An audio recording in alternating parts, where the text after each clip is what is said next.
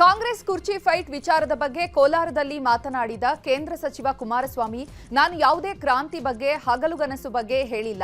ರಾಜ್ಯದಲ್ಲಿ ನಡೀತಾ ಇರುವಂತಹ ರಾಜಕೀಯ ಬೆಳವಣಿಗೆಗಳ ಬಗ್ಗೆ ಮಾತನಾಡಿದ್ದೇನೆ. ಸಿಎಂ ಅವಕಾಶ ಸಿಕ್ಕಾಗ ಎಷ್ಟು ಬೇಕೋ ಅಷ್ಟು ಲೂಟಿ ಮಾಡಬೇಕು ಅನ್ನೋದೇ ಅವರ ಉದ್ದೇಶ.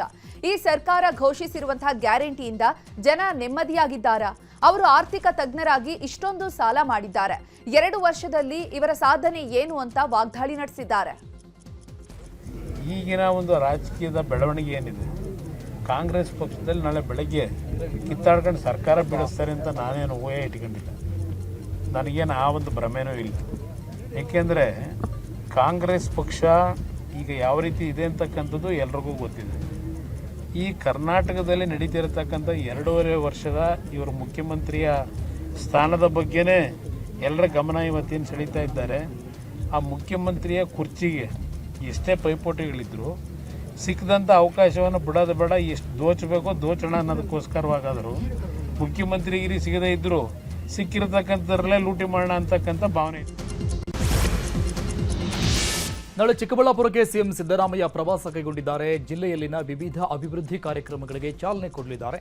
ಚಿಕ್ಕಬಳ್ಳಾಪುರ ಜಿಲ್ಲಾಡಳಿತದ ಕಾರ್ಯಕ್ರಮದಲ್ಲಿ ಭಾಗಿಯಾಗಿ ಸಂಜೆ 4 ಗಂಟೆಗೆ ಬೆಂಗಳೂರಿಗೆ ವಾಪಸ್ಸಾಗಲಿದ್ದಾರೆ. ದೆಹಲಿ ಪ್ರವಾಸದಲ್ಲಿರುವಂತಹ ಬಿಜೆಪಿ ರಾಜ್ಯಾಧ್ಯಕ್ಷ ಬಿವೈ ವಿಜಯೇಂದ್ರ ಬಿಜೆಪಿ ರಾಷ್ಟ್ರೀಯ ಸಂಘಟನಾ ಪ್ರಧಾನ ಕಾರ್ಯದರ್ಶಿ ಬಿಎಲ್ ಸಂತೋಷ್ ಅವರನ್ನ ಭೇಟಿಯಾಗಿದ್ದಾರೆ.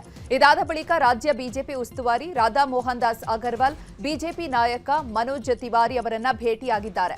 ಭೇಟಿ ವೇಳೆ ಪಕ್ಷ ಬಲವರ್ಧನೆ ಹಾಗೂ ಕಾಂಗ್ರೆಸ್ ಸರ್ಕಾರದ ವಿರುದ್ಧ ಹೋರಾಟಗಳ ಬಗ್ಗೆ ಚರ್ಚೆ ನಡೆಸಿದ್ದಾರೆ ಎನ್ನಲಾಗಿದೆ. ದರೋಡೆಗೆ ಬಳಸಿದ ಇನೋವಾ ಕಾರನ್ನ ಪೊಲೀಸರು ಚಿತ್ತೂರಲ್ಲಿ ಜಪ್ತಿ ಮಾಡಿದ್ರು. ಸದ್ಯ ಇನೋವಾ ಕಾರನ್ನ ಚಿತ್ತೂರಿಂದ ಬೆಂಗಳೂರಿನ ಸಿದ್ದಾಪುರ ಠಾಣೆಗೆ ಕರೆತರಲಾಗಿದೆ. ಕಾರು ಜಪ್ತಿ ಮಾಡಿ ಪೊಲೀಸರು ತನಿಖೆ ಮುಂದುವರೆಸಿದ್ದಾರೆ. ಇನ್ನು ಸಿದ್ದಾಪುರ ಠಾಣೆಯಲ್ಲಿ ಖುದ್ದು ಡಿಸಿಪಿ ಲೋಕೇಶ್ ಜಗಲಾಸರ್ 4 ಆರೋಪಿಗಳನ್ನು ವಿಚಾರಣೆ ಮಾಡಿದ್ದಾರೆ. 3 ಇನ್ಸ್ಪೆಕ್ಟರ್, ಓರ್ವ ಎಸಿಪಿ ಕೂಡ ಆರೋಪಿಗಳಿಗೆ ವಿಚಾರಣೆ ನಡೆಸ್ತಾ ಇದ್ದು ದರೋಡೆ ಕುರಿತು ಹಲವು ಮಾಹಿತಿ ಕಲೆ ಹಾಕ್ತಿದ್ದಾರೆ. 7 ಕೋಟಿ ರಾಬರಿ ಕೇಸ್ಗೆ ಸಂಬಂಧಪಟ್ಟಂತೆ ಪ್ರಕರಣದ ಮತ್ತೋರ್ವ ಆರೋಪಿಗಾಗಿ ಪೊಲೀಸರು ಹುಡುಕಾಟ ನಡೆಸುತ್ತಿದ್ದಾರೆ. ಆರೋಪಿ ದಿನೇಶ್ಗಾಗಿ ದಕ್ಷಿಣ ವಿಭಾಗದ ಪೊಲೀಸರು ಹುಡುಕಾಟ ನಡೆಸ್ತಾ ಇದ್ದಾರೆ. ನಾಪತ್ತೆಯಾಗಿರುವ ದಿನೇಶ್ ಬಳಿ ಉಳಿದ ಹಣ ಇದ್ದು ಇವರಿಗೂ ಕೂಡ 7 ಮಂದಿಯನ್ನ ಪೊಲೀಸರು ಇದುವರೆಗೂ ಬಂಧಿಸಿದ್ದಾರೆ. ದಿನೇಶ್ಗಾಗಿ ಹುಡುಕಾಟವನ್ನ ನಡೆಸುತ್ತಿದ್ದಾರೆ. ಈವರೆಗೆ 6 ಕೋಟಿ 30 ಲಕ್ಷ ಹಣವನ್ನ ರಿಕವರಿ ಮಾಡಲಾಗಿದ್ದು ಉಳಿದ 70 ಲಕ್ಷ ಹಣ ದಿನೇಶ್ ಬಳಿ ಇರುವಂತಹ ಮಾಹಿತಿ ಇದೆ. ಹೀಗಾಗಿ ತೀವ್ರ ಶೋಧ ಮಾಡಲಾಗ್ತಿದೆ. 7 ಕೋಟಿ ದರೋಡೆ ಪ್ರಕರಣ ಸಂಬಂಧಪಟ್ಟಂಗೆ ದರೋಡೆ ಗ್ಯಾಂಗ್ನಲ್ಲಿದ್ದ ಬಹುತೇಕರಿಗೆ ಕೆಲಸ ಇರಲಿಲ್ಲ. ಕೆಲಸ ಕಾರ್ಯ ಇಲ್ಲದೆ ಆರೋಪಿಗಳು ಸುತ್ತಾಡ್ತಿದ್ರು. ಅಲ್ಲದೆ ನಿತ್ಯ ಲಕ್ಷ ಕೋಟಿ ಹಣ ನೋಡ್ತಾ ಇದ್ದ ಆರೋಪಿಗಳು ಇದರಿಂದ ಹೇಗಾದ್ರೂ ಮಾಡಿ ಒಂದಷ್ಟು ಹಣ ಎಗರಿಸಬೇಕು ಅಂತ ಆಸೆ ಹುಟ್ಟಿಸಿಕೊಂಡಿದ್ರು. ಈ ವೇಳೆ ಗ್ಝವಿಯರ್ ಗೋಪಿಗೆ ಎಟಿಎಂ ಹಣ ಸಾಗಣೆ ವಿಚಾರ ತಿಳಿದಿತ್ತು. ಹೀಗಾಗಿ ಇಬ್ಬರು ಕಾನ್ಸ್ಟೇಬಲ್ಗೆ ಪ್ಲಾನ್ ಮಾಡಲು ಹೇಳಿದ್ರು. 15 ದಿನ ದರೋಡೆ ಬಗ್ಗೆ ಸ್ಕೆಚ್ ರೂಪಿಸಿದ್ರು. ಕೆಲಸ ಇಲ್ಲದೆ ಇದ್ದ ರವಿ, ರಾಕೇಶ್, ನವೀನ್ ಜೊತೆಗೂಡಿ ದರೋಡೆ ಮಾಡಿದ್ರು. ಕಾನ್ಸ್ಟೇಬಲ್ ಅನ್ನಪ್ಪ ನಾಯಕ್ ದರೋಡೆ ಗ್ಯಾಂಗ್ ಪವರ್ ಸೆಂಚರಾಗಿ ಕಾರ್ಯನಿರ್ವಹಿಸಿದ್ದ.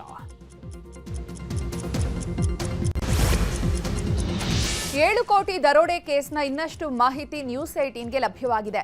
7 ಕೋಟಿ ಹಣ ರಾಬರಿ ಮಾಡಿದಂತಹ ಗ್ಯಾಂಗ್ ಮೊದಲು ಆರೋಪಿ ರವಿ ಊರಿಗೆ ಹೋಗಿದ್ರು. ಬಳಿಕ ಪಾಳು ಬಿದ್ದ ಮನೆಯಲ್ಲಿ 80% ಹಣವನ್ನ ಬಚ್ಚಿಟ್ಟು ನಂತರ ಅಲ್ಲಿಂದ ಚಿತ್ತೂರಿನ ರಕ್ತ ಚಂದನವಿದ್ದಂತಹ ಕಾಡಿಗೆ ದರೋಡೆ ಗ್ಯಾಂಗ್ ಎಂಟ್ರಿ ಕೊಟ್ಟಿತ್ತು. ಕಾಡಿನಲ್ಲಿ ರವಿ, ರಾಕೇಶ್, ನೆಲ್ಸನ್ ಮತ್ತು ನವೀನ್ ಮತ್ತು ಕ್ಸೇವಿಯಾರ್ ಸೇರಿದಂತೆ 6 ಜನ ಕಾಡಿಗೆ ಹೋಗಿದ್ರು. ಕಾಡಿನಲ್ಲೇ ಬಿಯರ್ ಕುಡಿದು ಮೋಜು ಮಸ್ತಿ ಮಾಡಿದ್ರು. ಆದರೆ ದರೋಡೆಕೋರರು ತಂದಿದ್ದಂತಹ ಕಾರಿನಲ್ಲಿ ಜಿಪಿಎಸ್ ಪೊಲೀಸರಿಗೆ ಮಾಹಿತಿಯನ್ನ ನೀಡಿತ್ತು. ವಿಚಾರಣೆ ವೇಳೆ ಅಣ್ಣಪ್ಪ ಜಿಪಿಎಸ್ ಬಗ್ಗೆ ಬಾಯ್ಬಿಟ್ಟಿದ್ದ. ಸದ್ಯ ಜಿಪಿಎಸ್ ಟ್ರ್ಯಾಕ್ ಮಾಡಿದ ಪೊಲೀಸರಿಗೆ ದರೋಡೆಕೋರರು ಸಿಕ್ಕಿಬಿದ್ದಿದ್ದಾರೆ.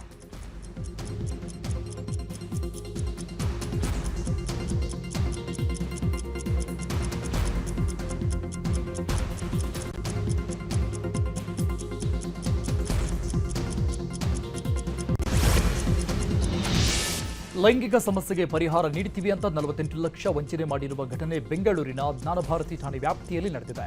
ತೇಜಸ್ ಎಂಬ ಟೆಕ್ಕಿಗೆ ವಿಜಯ್ ಎಂಬಾತ ವಂಚನೆ ಮಾಡಿದ್ದಾನೆ. ಲೈಂಗಿಕ ಸಮಸ್ಯೆಯಿಂದ ಬಳಲ್ತಾ ಇದ್ದ ಟೆಕ್ಕಿ ಆಸ್ಪತ್ರೆಯಲ್ಲಿ ಚಿಕಿತ್ಸೆ ಪಡಿತಾ ಇದ್ರು. ಆಸ್ಪತ್ರೆಯಿಂದ ವಾಪಸ್ ಮನೆಗೆ ಹೋಗುವಾಗ ರಸ್ತೆ ಬದಿ ಟೆಂಟ್ನ ಟೆಕ್ಕಿ ನೋಡಿದ್ರು. ಲೈಂಗಿಕ ಸಮಸ್ಯೆಗೆ ಆಯುರ್ವೇದಿಕ್ ಚಿಕಿತ್ಸೆ ನೀಡುವುದಾಗಿ ಜಾಹೀರಾತು ನೋಡಿದ್ರು. ಇದನ್ನ ನೋಡಿ ಟೆಂಟ್ಗೆ ಹೋಗಿದ್ದ ತೇಜಸ್ಗೆ ವಿಜಯ್ ಗುರುಜಿ ಚಿಕಿತ್ಸೆ ಕೊಡೋದಾಗಿ ವಂಚನೆ ಮಾಡಿದ್ದಾನೆ. ಹಂತ ಹಂತವಾಗಿ ಚಿಕಿತ್ಸೆಗೆ 48 ಲಕ್ಷ ಹಣ ಪಡೆದು ವಂಚಿಸಿದ್ದಾನೆ. ಆದರೆ ಚಿಕಿತ್ಸೆಯಿಂದಾಗಿ ತೇಜಸ್ಗೆ ಕಿಡ್ನಿ ಸಮಸ್ಯೆ ಉಂಟಾಗಿದ್ದು ವಂಚನೆ ಮಾಡಿದ ಗುರೂಜಿ ಹಾಗೂ ಆತನ ಸಂಗಡಿಗರ ವಿರುದ್ಧ ದೂರು ದಾಖಲಾಗಿದೆ. ಚಿಕ್ಕಮಗಳೂರಲ್ಲಿ ಚಿರತೆ ದಾಳಿಗೆ 5 ವರ್ಷದ ಬಾಲಕಿ ಬಲಿಯಾದ ಪ್ರಕರಣಕ್ಕೆ ಸಂಬಂಧಪಟ್ಟಂತೆ ಚಿರತೆ ದಾಳಿ ತಡೆಗಟ್ಟುವ ನಿಟ್ಟಿನಲ್ಲಿ ಅರಣ್ಯ ಸಚಿವ ಈಶ್ವರ ಖಂಡ್ರೆ ಸಭೆ ನಡೆಸಿದ್ದಾರೆ. ಅಜ್ಜಂಪುರದ ತಾಲೂಕು ಕಚೇರಿಯಲ್ಲಿ ಅರಣ್ಯ ಇಲಾಖೆ ಅಧಿಕಾರಿಗಳ ಜೊತೆ ಸಭೆ ನಡೆಸಿದ್ದಾರೆ. ಜಿಲ್ಲೆಯ ಅಜ್ಜಂಪುರ, ಕಡೂರು, ತರೀಕೆರೆ ಭಾಗದಲ್ಲಿ ಚಿರತೆ ಉಪಟಳ ಹೆಚ್ಚಾಗಿದ್ದು, ಚಿರತೆ ಉಪಟಳವನ್ನು ತಡೆಯಲು ಸೂಕ್ತ ಕ್ರಮ ಕೈಗೊಳ್ಳಲು ಅಧಿಕಾರಿಗಳಿಗೆ ಈಶ್ವರ ಖಂಡ್ರೆ ಸೂಚನೆ ನೀಡಿದ್ದಾರೆ. ಉದ್ಘಾಟನೆ ಮಾಡ್ತೀವಿ ಅಂತ ಹೇಳಿದ್ದಾರೆ. ಮುಂದಿನ ಅಂದರೆ ನಮ್ಮಲ್ಲಿ ಸಾಮಾನ್ಯವಾಗಿ ಯಾವತ್ತೂ ಈ ಥರ ಸಮಸ್ಯೆಗಳಿಲ್ಲ. ಕೂಡಲೇ ಹತ್ತಿರದಲ್ಲಿ ಸ್ಥಳಕ್ಕೆ ಹೋಗಿ ಜನರಿಗೆಲ್ಲ ಅವೇರ್ ಚಿಂತೆ ಮೂಮೆಂಟ್ ಇರೋದ್ರ ಬಗ್ಗೆ ಹೆಚ್ಚಿನ ಮಾಹಿತಿ ಒಂದು ಸಬ್ಮಿಷನ್ ಸರ್ ಇದೆ ಸರ್. ಒಂದು ಸೆರೆ ಹಿಡಿಬೇಕು ಅವರು. ಎರಡನೇದು ಅದನ್ನು ದೂರ ಒಂದು 2 ಕಿಲೋಮೀಟರ್ ದೂರದಲ್ಲಿ ಇರ್ತಕ್ಕಂಥ ಫಾರೆಸ್ಟ್ಗೆ ಇನ್ವೆಸ್ಟ್ಬೇಕು ಸರ್. ಎರಡನೇದು ಆ ಜಾಗದಲ್ಲಿ ಡಿಸ್ಟೆನ್ಸ್. ಸ್ನೇಹಿತೆಯನ್ನ ನಂಬಿ ಲಕ್ಷ ಹಣವನ್ನ ಮಹಿಳೆಯೊಬ್ಬರು ಕಳೆದುಕೊಂಡಿರುವ ಘಟನೆ ಬೆಂಗಳೂರಿನ ಜ್ಞಾನ ಭಾರತಿಯಲ್ಲಿ ನಡೆದಿದೆ. ಜಯನಗರ ನಿವಾಸಿ ಪ್ರಿಯಾಂಕಾ ಎನ್ನುವವರು ಲತಾ, ವೆಂಕಟೇಶ್ ಹಾಗೂ ಹರ್ಷ ಎನ್ನುವವರ ವಿರುದ್ಧ ದೂರು ನೀಡಿದ್ದು ಎಫ್ಐಆರ್ ದಾಖಲು ಮಾಡಲಾಗಿದೆ. ಪ್ರಿಯಾಂಕಾ ಹಾಗೂ ಲತಾ ಇಬ್ಬರು 20 ವರ್ಷದಿಂದ ಸ್ನೇಹಿತರಾಗಿದ್ರು. ಇಬ್ಬರ ನಡುವೆ ಸಲುಗೆಯಿಂದ ಲತಾ ಹಾಗೂ ಆಕೆಯ ತಂದೆಗೆ ಪ್ರಿಯಾಂಕಾ ಹಂತವಾಗಿ ಲಕ್ಷಾಂತರ ರೂಪಾಯಿ ಹಣ ನೀಡಿದ್ರು. ಒಮ್ಮೆ 35 ಲಕ್ಷ, ಮತ್ತೊಮ್ಮೆ 32 ಲಕ್ಷ ಹಣ ಸಾಲವಾಗಿ ನೀಡಿದ್ರು. ಆದರೆ ಹಣವನ್ನ ಲತಾ ವಾಪಸ್ ನೀಡಿರಲಿಲ್ಲ. ಕೆಲ ದಿನಗಳ ಬಳಿಕ 17 ಲಕ್ಷವನ್ನ ವಾಪಸ್ ನೀಡಿದ್ರು. ಆದರೆ ಇನ್ನೂ 50 ಲಕ್ಷ ವಾಪಸ್ ನೀಡದೆ ವಂಚನೆ ಮಾಡಿದ್ದಾರೆ ಅಂತ ಮೂವರ ವಿರುದ್ಧ ಜ್ಞಾನ ಭಾರತಿ ಠಾಣೆಯಲ್ಲಿ ಪ್ರಿಯಾಂಕಾ ದೂರು ನೀಡಿದ್ದಾರೆ. ಧಾರವಾಡದಲ್ಲಿ ರೌಡಿ ಶೀಟರ್ಗಳ ಜೊತೆ ಪಿಎಸ್ಐ ಬರ್ತ್ಡೇ ಆಚರಿಸಿಕೊಂಡಿದ್ದಾರೆ. ಈ ಪ್ರಕರಣಕ್ಕೆ ಸಂಬಂಧಪಟ್ಟಂತೆ ಪಿಎಸ್ಐ ರುದ್ರಪ್ಪ ಗುಡದರಿ ಮೇಲೆ ವಿಚಾರಣೆ ನಡೆಸುವಂತೆ ಕಮಿಷನರ್ ಎನ್ ಶಶಿಕುಮಾರ್ ಸೂಚನೆ ನೀಡಿದ್ದಾರೆ. 2 ದಿನಗಳ ಹಿಂದೆಯಷ್ಟೇ ಪಿಎಸ್ಐ ರುದ್ರಪ್ಪ ಬರ್ತ್ಡೇ ಸೆಲೆಬ್ರೇಟ್ ಮಾಡಿಕೊಂಡಿದ್ರು. ಈ ಸಂದರ್ಭದಲ್ಲಿ ರೌಡಿ ಶೀಟರ್ಗಳ ಜೊತೆ ತೆಗೆಸಿಕೊಂಡಿರುವ ಫೋಟೋ ವೈರಲ್ ಆಗಿದೆ. ನಾನು ನಮ್ಮ DCP ಅವ್ರಿಗೆ ವಿಚಾರಣೆ ಮಾಡಿ ವರದಿ ಕೊಡಲಿಕ್ಕೆ ಹೇಳಿದ್ದೀನಿ. ಅದೇನೆಂದರೆ ಅವ್ರದ್ದು ಬರ್ತ್ಡೇ ಸಂದರ್ಭದಲ್ಲಿ ನನಗೂ ಕೂಡ ಸೋಷಿಯಲ್ ಮೀಡಿಯಾ ಪೋಸ್ಟ್ಗಳು ಬಂತು. ಇಮಿಡಿಯೇಟಾಗಿ ನಾನು ಅವ್ರಿಗೆ ವಿಚಾರಣೆ ಮಾಡಿ ವರದಿ ಕೊಡಲಿಕ್ಕೆ ಹೇಳಿದ್ದೀನಿ. ಮತ್ತು ಅವ್ರಿಗೆ ಯಾವುದೇ ಕಾರಣಕ್ಕೂ ಇಲ್ಲಿ ಮತ್ತು ಯಾರ ಮೇಲೆ ಪ್ರಭಾವ ಬೀರಬಾರ್ದು ವಿಚಾರಣೆ ಸಂದರ್ಭದಲ್ಲಿ ಅಂತಂದು ಅವ್ರನ್ನ ನಮ್ಮ ಕಂಟ್ರೋಲ್ ರೂಮ್ಗೆ ಅಟ್ಯಾಚ್ ಮಾಡಿದ್ರು. ಅದು ನಾನು ಜೈಲಿನೊಳಗಿನ ವಿಡಿಯೋ ವೈರಲ್ ಪ್ರಕರಣ ಸಂಬಂಧಪಟ್ಟಂಗೆ ವಿಡಿಯೋ ಒಂದರಲ್ಲಿ ಡ್ಯಾನ್ಸ್ ಮಾಡ್ತಾ ಇದ್ದ notorious rowdy sheeter Manjunath alias ಕುದುರೆ ಮಂಜ ವಿಚಾರಣೆ ನಡೆಸಲಾಗಿದೆ. ವಾರೆಂಟ್ ಇದ್ರೂ ಪೊಲೀಸರ ಕೈಗೆ ಸಿಗದೆ ಓಡಾಡ್ತಾ ಇದ್ದ. ಸದ್ಯ ಪರಪ್ಪನ ಅಗ್ರಹಾರ ಪೊಲೀಸರು ಆತನನ್ನ ವಶಕ್ಕೆ ಪಡೆದಿದ್ದು ವಿಚಾರಣೆ ನಡೆಸಿದ ವೇಳೆ ಜೈಲಲ್ಲಿ ಡ್ಯಾನ್ಸ್ ಮಾಡಿದ್ದು ನಿಜ ಅಂತ ಒಪ್ಪಿಕೊಂಡಿದ್ದಾನೆ. ಅಲ್ಲದೆ ವಿಡಿಯೋವನ್ನ ಗುಬ್ಬಚ್ಚಿ ಸೀನಾ ಮತ್ತು ವಿಲ್ಸನ್ ಗಾರ್ಡನ್ ನಾಗನಿಗೆ ಶೇರ್ ಮಾಡಿದ್ದಾಗಿ ಒಪ್ಪಿಕೊಂಡಿದ್ದಾನೆ. ಹೀಗಾಗಿ ಗುಬ್ಬಚ್ಚಿ ಸೀನಾ ಹಾಗೂ ನಾಗನನ್ನ ಪೊಲೀಸರು ವಿಚಾರಣೆ ಮಾಡುವ ಸಾಧ್ಯತೆ ಕೂಡ ಇದೆ.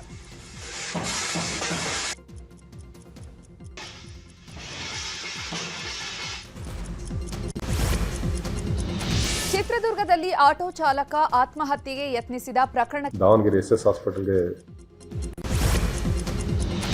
ದುಬೈನಲ್ಲಿ ನಡೆದ ಏರ್ ಶೋ ವೇಳೆ ತೇಜಸ್ ಯುದ್ಧ ವಿಮಾನ ಪತನವಾಗಿತ್ತು. ಸದ್ಯ ಘಟನೆಯಲ್ಲಿ ಪೈಲಟ್ ನಮನ್ ಶಾ ಸ್ಯಾಲ್ ಅವರು ಮೃತಪಟ್ಟಿದ್ದರು. ಈ ಹಿನ್ನೆಲೆಯಲ್ಲಿ ಇವತ್ತು ಹಿಮಾಚಲ ಪ್ರದೇಶದ ಕಾಂಗ್ರಾದ ಪಟಿಯಾಲ್ಕರ್ನಲ್ಲಿ ನಮನ್ ಶಾ ಸ್ಯಾಲ್ ಅವರ ಅಂತ್ಯ ಸಂಸ್ಕಾರ ಮಾಡಲಾಯಿತು. ಸಕಲ ಸರ್ಕಾರಿ ಗೌರವದೊಂದಿಗೆ ಅಂತಿಮ ವಿದಾಯ ಹೇಳಲಾಯಿತು.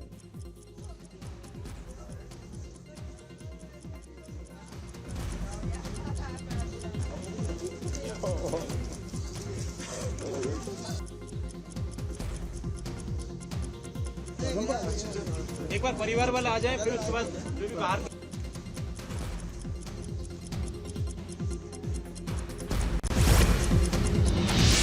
ಅಂಧರ ಮಹಿಳಾ ಟಿ20 ವಿಶ್ವಕಪ್ ಭಾರತ ತಂಡವು ಚಾಂಪಿಯನ್ ಪಟ್ಟವನ್ನು ಅಲಂಕರಿಸಿದೆ. ಕೊಲಂಬೋದ ಪಿ ಸಾರಾ ಓವೆಲ್ ಮೈದಾನದಲ್ಲಿ ನಡೆದ ಫೈನಲ್ ಪಂದ್ಯದಲ್ಲಿ ಭಾರತ ಮತ್ತು ನೇಪಾಳ ತಂಡಗಳು ಮುಖಾಮುಖಿಯಾಗಿದ್ವು. ಈ ಪಂದ್ಯದಲ್ಲಿ ಟಾಸ್ ಗೆದ್ದ ಟೀಂ ಇಂಡಿಯಾ ಬೌಲಿಂಗ್ ಆಯ್ದುಕೊಂಡಿತ್ತು. ಅದರಂತೆ ಮೊದಲು ಬ್ಯಾಟ್ ಮಾಡಿದಂತಹ ನೇಪಾಳ ತಂಡ 20 ಓವರ್ಗಳಲ್ಲಿ 5 ವಿಕೆಟ್ ನಷ್ಟಕ್ಕೆ 114 ರನ್ ಗಳಿಸಿತ್ತು. ಈ ಗುರಿಯನ್ನು ಬೆನ್ನತ್ತಿದ ಭಾರತ ತಂಡ 12 ಓವರ್ಗಳಲ್ಲಿ 3 ವಿಕೆಟ್ ನಷ್ಟಕ್ಕೆ 117 ರನ್ ಗಳಿಸಿ ಭರ್ಜರಿ ಜಯ ಸಾಧಿಸಿತು. ಈ ಮೂಲಕ ಭಾರತ ಮಹಿಳಾ ತಂಡವು ಚೊಚ್ಚಲ ಬಾರಿಗೆ ಅಂಧರ ಟಿ20 ವಿಶ್ವಕಪ್ ಅನ್ನು ಮುಡಿಗೇರಿಸಿಕೊಂಡಿದೆ. ಭಾರತೀಯ ಮಹಿಳಾ ಕ್ರಿಕೆಟ್ನ ಉಪನಾಯಕಿ ಸ್ಮೃತಿ ಮಂದನ ಮದುವೆ ಮುಂದೂಡಿಕೆಯಾಗಿದೆ. ಇವತ್ತು ಮಹಾರಾಷ್ಟ್ರದಲ್ಲಿ ಮದುವೆ ಕಾರ್ಯ ನಡೀತಾ ಇತ್ತು. ಆದರೆ ಮದುವೆ ಹಾಲ್ನಲ್ಲಿಯೇ ಸ್ಮೃತಿ ಮಂದನ ತಂದೆ ಶ್ರೀನಿವಾಸ್ಗೆ ಹೃದಯಾಘಾತವಾಗಿದೆ. ಕೂಡಲೇ ಅವರನ್ನು ಆಸ್ಪತ್ರೆಗೆ ಸೇರಿಸಿದ್ದು ಐಸಿಯುನಲ್ಲಿ ಚಿಕಿತ್ಸೆ ಪಡಿತಾ ಇದ್ದಾರೆ. ಹೀಗಾಗಿ ಸ್ಮೃತಿ ಮಂದನ ಮದುವೆಯನ್ನು ಮುಂದೂಡಿಕೆ ಮಾಡಲಾಗಿದೆ ಅಂತ ಮ್ಯಾನೇಜರ್ ಮಾಹಿತಿ ಕೊಟ್ಟಿದ್ದಾರೆ. Muchal proposed to Mandana at Mumbai. ಕುಂದಾನಗರಿ ಬೆಳಗಾವಿಯಲ್ಲಿ ನ್ಯೂಸ್ 18 ಕರುನಾಡ ಹಬ್ಬಕ್ಕೆ ಭರ್ಜರಿ ರೆಸ್ಪಾನ್ಸ್ ಸಿಗ್ತಾ ಇದೆ. ಬೆಳಗಾವಿಯ ಶ್ರೀನಗರ ಪಾಲಿಕೆ ಮೈದಾನದಲ್ಲಿ ಕಾರ್ಯಕ್ರಮ ನಡೀತಾ ಇದ್ದು, ಇಂದು ಕೊನೆ ದಿನವಾದ ಹಿನ್ನೆಲೆ ಚಿತ್ರಕಲೆ ಹಾಗೂ ರಂಗೋಲಿ ಸ್ಪರ್ಧೆಯನ್ನು ಏರ್ಪಡಿಸಲಾಗಿತ್ತು. ಚಿತ್ರಕಲೆ ಸ್ಪರ್ಧೆಯಲ್ಲಿ ಉತ್ಸಾಹದಿಂದ ಮಕ್ಕಳು ಭಾಗವಹಿಸಿದ್ದು ಬಣ್ಣ ಬಣ್ಣದ ಚಿತ್ರಗಳನ್ನು ಬಿಡಿಸಿದ್ದಾರೆ. ಇತ್ತ ಮಹಿಳೆಯರು ಕೂಡ ಬಗೆ ಬಗೆಯ ರಂಗೋಲಿ ಬಿಡಿಸಿ ಸ್ಪರ್ಧೆಯಲ್ಲಿ ಭಾಗವಹಿಸುವ ಮೂಲಕ ಸಖತ್ ಎಂಜಾಯ್ ಮಾಡಿದ್ದಾರೆ.